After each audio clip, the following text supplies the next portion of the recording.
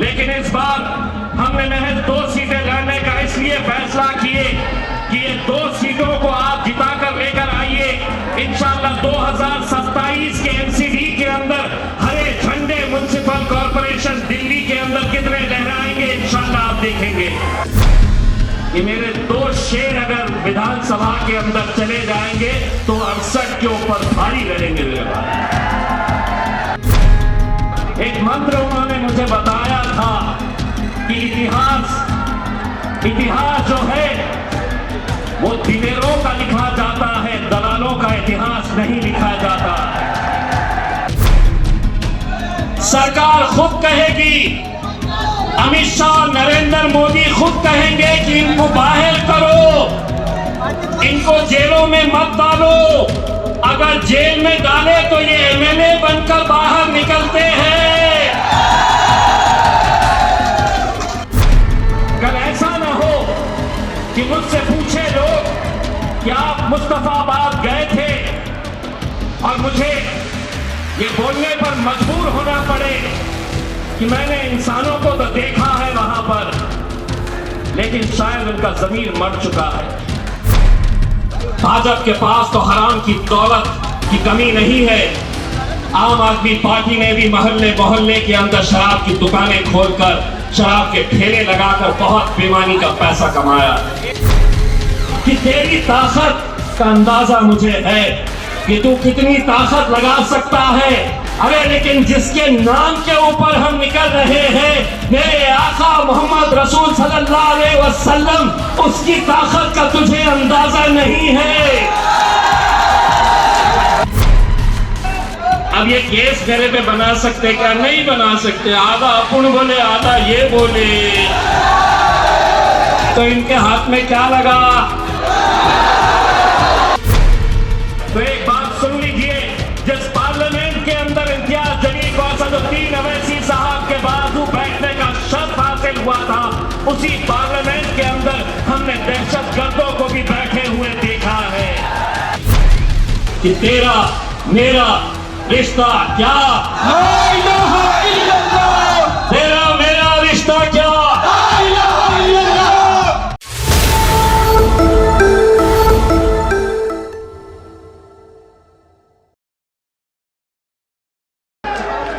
अस्सलाम वालेकुम वरहमतुल्लाहि वबरकातुहू।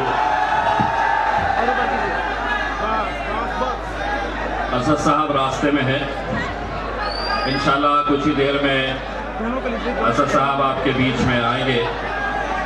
मैं तमाम मुस्तफाबाद की आवाम का तहे दिल से शुक्रिया अदा करता हूँ कि आप लोगों ने अल्हम्दुलिल्लाह जो जोश और जो जज्बा हमारे भाई ताहिर हुसैन साहब के लिए दिखाया है। मुझे उम्मीद है, मुझे पूरा यकीन है कि 5 तारीख तक आपका ये जोश और ये जज्बा ऐसे ही बरकरार रखिएगा। बहुत सारे लोग आएंगे आपके बीच में, आपको भड़काने के लिए, आपको बहकाने के लिए, आपको खरीदने के लिए, लेकिन हमें पूरा यकीन है कि आज हिंदुस्तान की पूरी नज़रें हमारी 2 इन सीटों के ऊपर लगी हुई है। एक तो ओखला के ऊपर, जहां पर हमारे भाई शिफाउर रहमान साहब को मजलिस ने टिकट दिया है, और दूसरा ताहिर हुसैन साहब को। यकीनन एक बड़ा कड़क फैसला मजलिस ने उठाया है। मुझे फख्र है मेरे कायद बैरिस्टर असदुद्दीन अवैसी साहब के ऊपर कि जब ये बात सामने आई कि हमारे भाई जिन्होंने अपनी आवाम के लिए रास्ते के ऊपर उतर आए और पिछले 5 सालों से जेल के सलाखों के पीछे बंद है, उनके लिए अगर मजलिस नहीं खड़े रहेगी तो कोई और खड़े रहने वाला नहीं है। ये बात साबित हो चुकी है। बुरे वक्त के अंदर अगर हम इनका साथ नहीं देंगे तो कौन देगा? ये सवाल मैं यहां की आवाम से पूछना चाहता हूं। ये सवाल मैं ओखला की आवाम से पूछना चाहता हूं। आज उनके घर के हालात क्या है आप समझिए। मैं तमाम नौजवानों से यह अपील करना चाहता हूं जो मेरे सामने है हम यहाँ पर कोई हुल्लड़बाजी करने के लिए नहीं आए हैं, हम यहाँ पर कोई हंगामा बर्पा करने के लिए नहीं आए हैं। एक संजीदगी से हम एक बात लेकर आपके बीच में आए हैं और हम उम्मीद करते हैं उतनी ही संजीदगी के साथ आप इस बात को सुनेंगे और आगे पहुंचाने का काम करेंगे। ये इलेक्शन महज एक इलेक्शन ऐसा नहीं है जहां पर मजलिस उतरी है कुछ उम्मीदवारों को लेकर। पूरे दिल्ली के अंदर 70 सीटें हैं, लेकिन 70 में से हम चाहते तो 10 लड़ा सकते थे, 20 लड़ा सकते थे, 30 लड़ा सकते थे, कोई हमें रोक नहीं सकता था। लेकिन इस बार हमने महज 2 सीटें लड़ने का इसलिए फैसला किए कि ये 2 सीटों को आप जिताकर लेकर आइए। इंशाल्लाह 2027 के एमसीडी के अंदर हरे झंडे म्युनिसिपल कॉर्पोरेशन दिल्ली के अंदर कितने लहराएंगे, इंशाल्लाह आप देखेंगे। ये इलेक्शन हमारा इलेक्शन नहीं है मेरे भाई, ये इलेक्शन महज ताहिर हुसैन या उनके परिवार का, उनके फैमिली का इलेक्शन नहीं है। ये इलेक्शन यहाँ के नौजवानों का, यहाँ के मुस्तकबिल का, यहाँ के पूरे आवाम की तरफ से आप अपने एक ऐसे नुमाइंदगे को हमने सामने लेकर आए हैं जो भले ही जेल के अंदर है, अदालत ने उन्हें दोषी करार नहीं दिया है, अदालत ने उन्हें मुल्जिम करार नहीं दिया है। आरोप तो मुझ पर भी लगाए जाते हैं, आरोप तो असद साहब के ऊपर भी लगाए जाते हैं, लेकिन आपने देखा कि सबसे पहले जब हमने ताहिर भाई का नाम डिक्लेयर किया कि मजलिस इत्तेहादुल मुस्लिमीन की तरफ से ताहिर हुसैन साहब हमारे उम्मीदवार रहेंगे, सारे राजनीति के अंदर, दिल्ली की सियासत के अंदर एक हड़कंप सा मच गया। टोपी वाले साहब जरा नीचे बैठिए, आपकी वजह से पीछे वाले लोगों को देखने में तकलीफ हो रही है। नीचे बैठिए आप, नीचे बैठिए आप। मेरा कोई ऐसा चेहरा नहीं है जिसे आपको देखना है, मेरी आवाज अगर आपके कानों तक पहुंच जा रही है यही बहुत बड़ी बात है। हम अपनी आवाज पहुंचाने के लिए यहां तक आए। तो दिल्ली की पूरी सियासत के अंदर हड़कंप मच गया। आपने देखा होगा असद साहब जिस किसी मीडिया की कॉन्फ्रेंस के अंदर गए, उनसे एक ही सवाल किया जा रहा था, एक ही बात उनसे पूछी जा रही थी कि आप दिल्ली के दंगा करने वालों को टिकट कैसा देते हैं। उस वक्त आज हम आपकी तरफ से एक पैगाम पूरे उस मीडिया को भी देना चाहते हैं। अगर ताहिर हुसैन और शिफाउर रहमान आपकी नजर के अंदर अगर दंगाई है तो एक बात सुन लीजिए, जिस पार्लियामेंट के अंदर इम्तियाज जलील को असदुद्दीन अवैसी साहब के बाजू बैठने का शर्फ हासिल हुआ था, उसी पार्लियामेंट के अंदर हमने दहशतगर्दों को भी बैठे हुए देखा है। साध्वी प्रज्ञा सिंह कौन है? अगर वो वहां पर जाकर बैठ सकती है, इतना बड़ा उसके ऊपर आरोप चार्जशीट के अंदर, लेकिन उसके बावजूद भी अगर वो हिंदुस्तान की सबसे अजीम, सबसे बड़ी, जिसे हम टेंपल ऑफ डेमोक्रेसी कहते हैं, अगर उस पार्लियामेंट के अंदर अगर वो बैठ सकती है तो इंशाल्लाह वो दिन भी आएगा कि जब ताहिर हुसैन दिल्ली के विधानसभा के अंदर जाकर बैठेगा मेरे भाई, अगर आप लोगों का साथ रहा तो।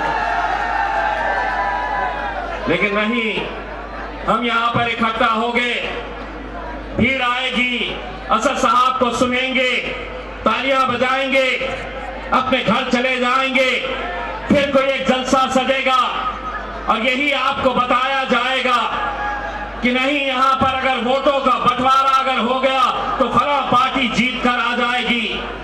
आपको इस बार ये तय करना है, जलसे कितने भी हो, किसी भी पार्टी के जलसे क्यों ना हो, आपको ये बात तय करनी है कि मैं सुनूंगा सबकी, लेकिन इस बार अपने दिल की मानूंगा और मेरा दिल कहता है कि इस बार मैं सिर्फ पतंग उड़ाऊंगा इंशाअल्लाह। मैं इस बार ताहिर हुसैन के साथ खड़े रहूंगा, वरना मैं आपसे ये सवाल कर रहा हूं, मैं आपसे ये पूछना चाहता हूं, अगर आज हम ताहिर हुसैन के लिए अगर नहीं खड़े रहेंगे मेरे भाई, तो कल तुम्हारे लिए कौन खड़े रहने वाला है? कौन तुम्हारी लड़ाई लड़ने वाला है? हम इस मुल्क से मोहब्बत करते हैं, हम इस जमहूरियत से मोहब्बत करते हैं। हम कहीं पर भी कोई ऐसा मैसेज नहीं देना चाह रहे हैं, लेकिन हम एक सवाल पूछना चाह रहे हैं। अगर अरविंद केजरीवाल को बेल हो सकती है, अगर जितने दूसरे हैं उन सभी की जमानत के ऊपर सुनवाई हो सकती है, तो ताहिर और शिफा का ऐसा क्या कसूर है? अदालतों की इज्जत करते हैं और इंशाअल्लाह करते रहेंगे, लेकिन इंसाफ सबके लिए बराबर है, कानून सबके लिए बराबर है। इस मुल्क के अंदर मेरे लिए अलग कानून है और नरेंद्र मोदी के लिए अलग कानून है, ऐसा हो नहीं सकता है। जो कानून अमित शाह के लिए है वही कानून इम्तियाज जलील के लिए है, वही कानून ताहिर हुसैन के लिए है, वही कानून शिफाउर रहमान के लिए है। लेकिन मेरे भाई, आज कहीं ना कहीं एक ऐसी सोच पनप रही है कि नहीं, अगर मुल्जिम आप लोगों में से है, हम लोगों में से है, आज हिंदुस्तान की जेलों के अंदर चले जाइए, आप देखिए कि वहां पर सबसे ज्यादा तादाद किसकी है। हम कतई किसी गुनहगार का साथ नहीं देंगे, लेकिन महज इल्जाम लगाकर अगर सालों साल किसी इंसान की जिंदगी सलाखों के पीछे अगर आप डाल देंगे, तो मैं सोचता हूं ताहिर हुसैन का नौजवान लड़का अपने बाप को गले लगाने के लिए कैसा तड़प रहा होगा, उसके घर वाले, उनकी बेटी, उनकी बीवी आज किस हालत में होगी, आप सोचिए। दोस्तों, मैं लाल टोपी वाले से ये कहना चाह रहा हूं, अगर नहीं सुनना है तो आप यहां से जा सकते हैं। 100 किलोमीटर दूर दिन भर अगर हम तड़प रहे हैं, अगर हम मेहनत कर रहे हैं, तो कोई हमारा यहां पर वजूद नहीं तैयार होगा। यहां पर आपकी सियासत, आपका नेता तैयार करने के लिए हम आए हैं। हम चाहते हैं कि हमारी क़यादत यहां पर आप लोग संभाले, आप लोग इसे मजबूत करें, ताकत बख्शे। मेरे भाई, मैं आप लोगों से अदबन सिर्फ यही गुजारिश करने के लिए आया हूं, अगर हम इस बार अगर हम नाकामयाब हो गए तो हम पूरा हिंदुस्तान आज टुकटुकी लगाए, यहां के इस कॉन्स्टिट्यूएंसी के ऊपर नजर लगाए हुए हैं कि क्या करती है ये आवाम। कल ऐसा ना हो कि मुझसे पूछे लोग कि आप मुस्तफाबाद गए थे और मुझे ये बोलने पर मजबूर होना पड़े कि मैंने इंसानों को तो देखा है वहां पर, लेकिन शायद उनका ज़मीर मर चुका है। ये बोलने पर हमें मजबूर मत करिए। हमें ये इलेक्शन सिर्फ एक उम्मीदवार यहां से लड़ना ऐसा नहीं है, इसको एक मूवमेंट बनाना होगा। एक मिशन के तौर के ऊपर ये इलेक्शन आपको लड़ना होगा। आपको सिर्फ वोट नहीं मांगने के लिए आए हैं, आपको हर चीज से इनका ताउन करना पड़ेगा। मैं मुस्तफाबाद के तमाम उन गयूर मुसलमानों से ये हाथ जोड़कर अपील कर रहा हूं, इलेक्शन महज वोटों से जीते जाते हैं ऐसा नहीं है। कितने सारे ऐसे बच्चे होंगे जिनके अंदर एक जज्बा है। मैंने कल की ओखला की सभा के अंदर देखा है कैसे कैसे नौजवान हिंदुस्तान के कोने कोने से आए हैं। यकीनन यहां पर भी हिंदुस्तान के कोने कोने से ऐसे नौजवान आए हैं जो चाहते हैं कि हमारी क़यादत खड़ी हो। क्या किसी ने उनसे पूछा कि तुम कहां रह रहे हो, क्या खा रहे हो, कहां सो रहे हो? मेरे भाई, इसको एक मिशन बनाना होगा। हर रोज आपको ये अपने तौर के ऊपर ये ताउन करना होगा, ये पूछना होगा कि कौन सा लड़का बिहार से आया है, महाराष्ट्र से आया है, झारखंड से आया है, क्यों आए हैं? सिर्फ हमारी अपनी क़यादत खड़े करने के लिए, दोस्तों हमारे को खत्म करने के लिए आज सारी सियासी पार्टी एक साथ मिलकर आ गई है। कैसे कैसे इल्जाम हम पर लगाए जाते हैं, उसके बावजूद भी चट्टान की तरह हम खड़े हैं। हम पे इल्जाम लगाया जाता है कि नहीं, ये मजलिस आई तो इसका फायदा भाजपा को होगा। 2 सीटें, अरे 68 सीटें बची है, तुम सभी की सभी सीटें जीत जाओ, लेकिन हम चाहते हैं उन 68 में बोलने की कितनी हिम्मत होगी हमें नहीं पता है, लेकिन मुझे पूरा यकीन है कि मेरे 2 शेर अगर विधानसभा के अंदर चले जाएंगे तो 68 के ऊपर भारी रहेंगे मेरे भाई। कितनी तादाद है मायने नहीं रखती है, कितने लोग जा रहे हैं सिर्फ सरों को गिना नहीं जाता है। बोलने वाले, हिम्मत से डट कर खड़े रहने वाले, आंख में आंख डालकर सवाल करने वाले लोगों की आज जरूरत है। 2 लोग क्या कर सकते हैं, कभी जाकर अमित शाह और नरेंद्र मोदी से पूछो कि 2 लोग क्या कर सकते हैं। असद साहब अकेले थे, लेकिन आपकी दुआओं की बदौलत इम्तियाज जलील तुम्हारे ये भाई को भी मौका मिला असदुद्दीन अवैसी साहब के बाजू जाकर बैठने का। 5 साल ये शर्फ हासिल हुआ। पहले ही दिन से असद भाई ने एक मंत्र दे दिए थे कि हिम्मत रखो, हिम्मत रखो इस बात की कि जो सच है तो सच बोलो, गलत है तो गलत बोलो। मेरे कान में उन्होंने एक मंत्र फूका था, एक मंत्र उन्होंने मुझे बताया था कि इतिहास जो है वो दिलेरों का लिखा जाता है, दलालों का इतिहास नहीं लिखा जाता है।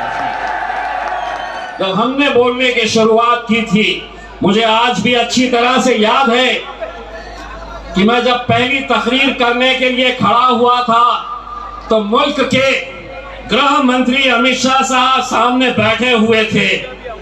जब मैंने बोलना शुरू किया तो उन्होंने बाजू वाले एमपी से पूछ रहे थे कि ये कौन आ गया।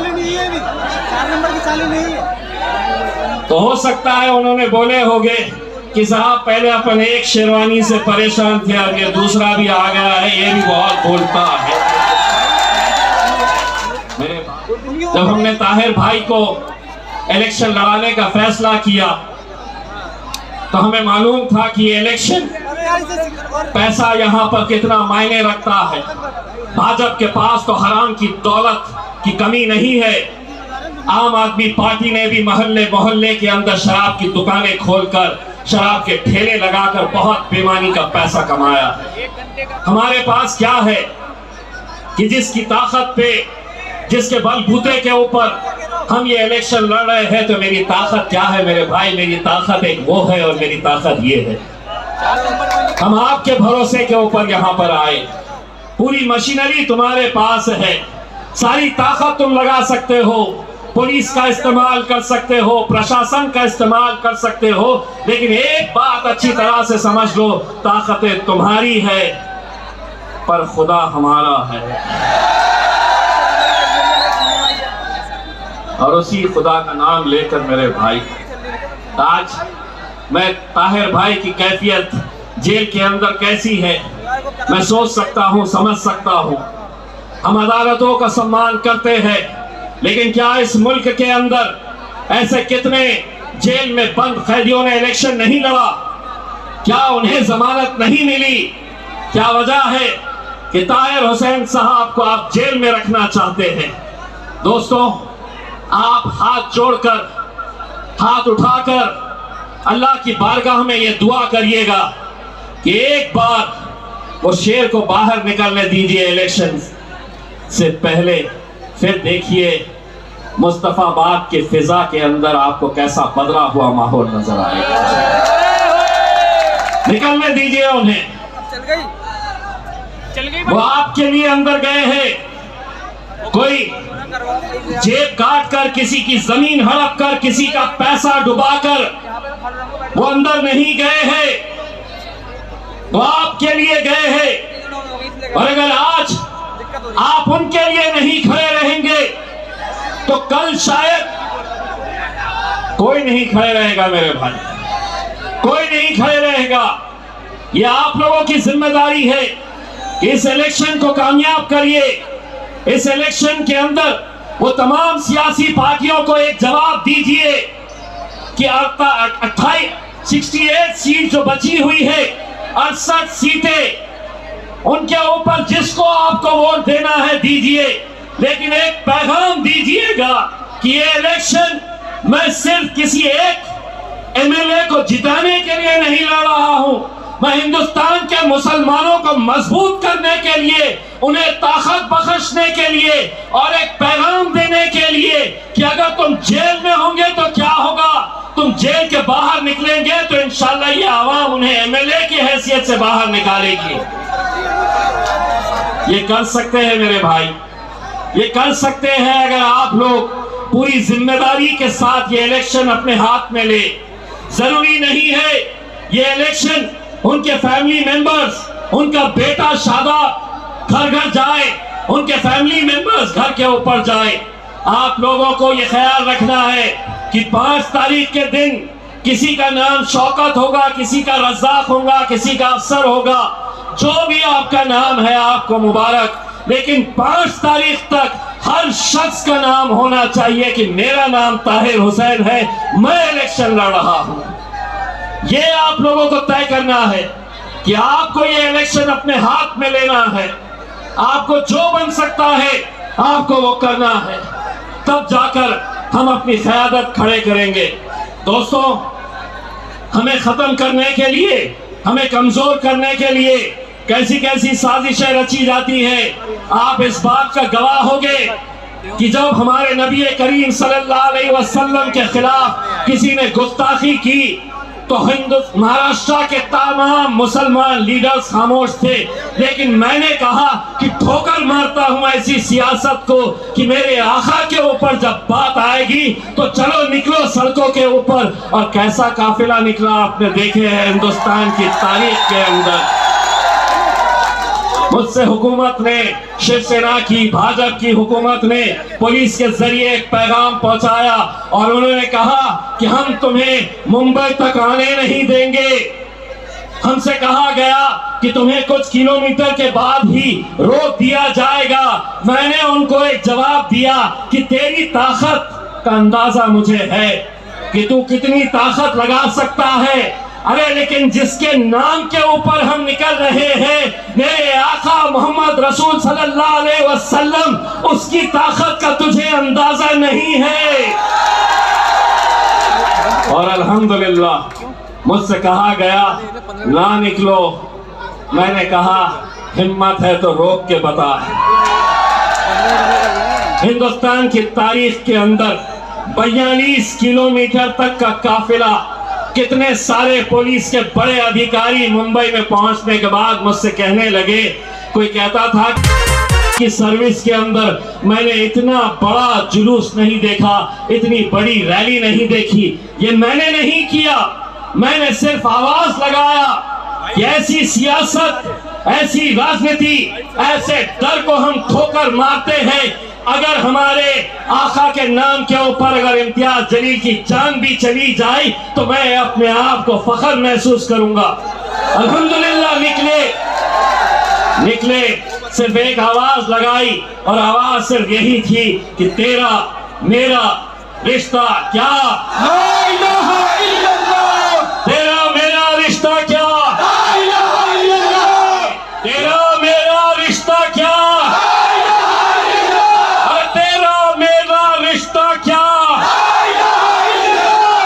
तेरा मेरा रिश्ता क्या, तेरा मेरा रिश्ता क्या। नारे क्या लगाए जाते हैं? राहुल गांधी तो बैठे हैं अपने लोग जिंदाबाद जिंदाबाद जिंदाबाद, केजरीवाल जिंदाबाद जिंदाबाद। हमारे पास कोई नेता नहीं है, हमारे पास हमारा भाई है जिसका नाम है असदुद्दीन अवैसी। नेता नहीं है, हमारा भाई है। और हम आज अल्हम्दुलिल्लाह इतनी हिम्मत रखते हैं कि दिल्ली की सरजमीन के ऊपर आकर हम ये नारा दे सकते हैं जो कोई और नहीं दे सकता, तेरा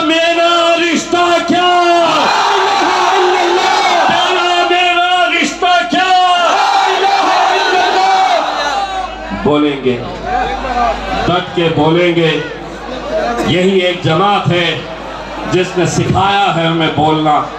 और जब से असदुद्दीन अवैसी साहब सियासी मैदान के अंदर आज कश्मीर से कन्याकुमारी तक जब बोलते हैं तो उन्होंने यही बात सिखाई है कि बोलो, हक की बात बोलो, जो नाइंसाफी हो रही है उनके लिए खड़े रहो, लड़ो, उनके लिए आवाज दो।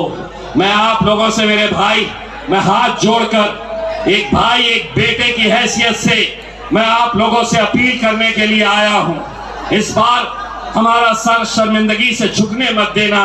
बहुत हिम्मत करके हमने ये फैसले लिए हैं। बहुत इल्जाम हम पे ऊपर लगाए जाएंगे, बहुत बातें हमसे कही जाएगी। ये इलेक्शन मेरे भाई, ये इलेक्शन महज ताहिर हुसैन का नहीं है, शादाब का नहीं है, उनकी बेटी का नहीं है। आप तसव्वुर करिए मेरे भाई, कैसे 5-5 साल बिना किसी जुर्म के साबित हुए जेलों के अंदर बंद है।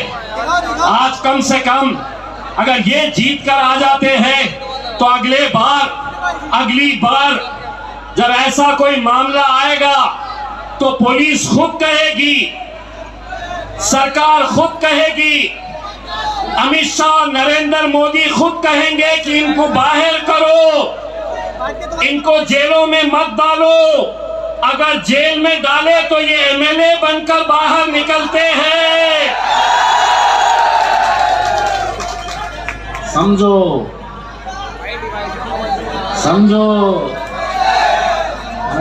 ये समझते थे कि सिर्फ आरएस है, उसको दिमाग है, हमको भी है। अब हमको भी अच्छे तरीके से समझ में आता है कि क्या बोलना, कितना बोलना, कहाँ बोलना। नहीं तो आपको मालूम है ये जितने भी खड़े हैं ना लेके, ये ढूंढते रहते हैं। जब भी हम गए, असद साहब आए, तकरीर 1 घंटे की रहो, ढूंढते हैं कि 30 सेकंड का मसाला कुछ मिलता है क्या, और अगले दिन दनादन बस 30 सेकंड के वही मसाले के ऊपर चलता है। लेकिन मेरे मीडिया वाले भाइयों, मैं भी 24 साल पत्रकारिता कर चुका हूँ। अब मुझे मालूम है कहाँ क्या बोलना। आधा हम बोलते, आधा पब्लिक बोलती। अब जैसा जो लोग इस मुल्क के अंदर फिजा खराब कर रहे हैं, अब हम उनके बारे में आधा हम बोलेंगे, आधा ये बोलेंगे। सभी का खून शामिल है यहाँ की मिट्टी में,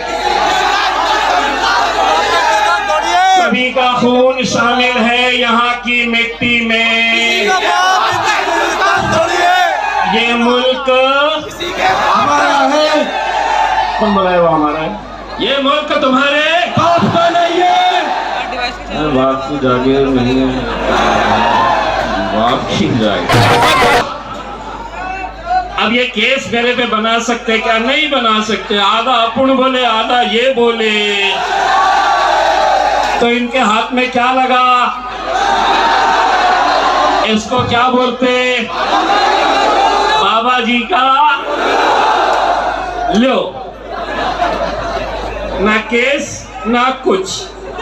हमको समझ में आ गया। अब हम इशारों में भी बात कर लेते हैं तो लोग समझ जाते हैं।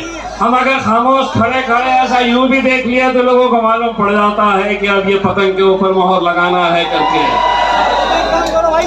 थोड़ी सी जमीन हिलती हुई नजर आ रही है।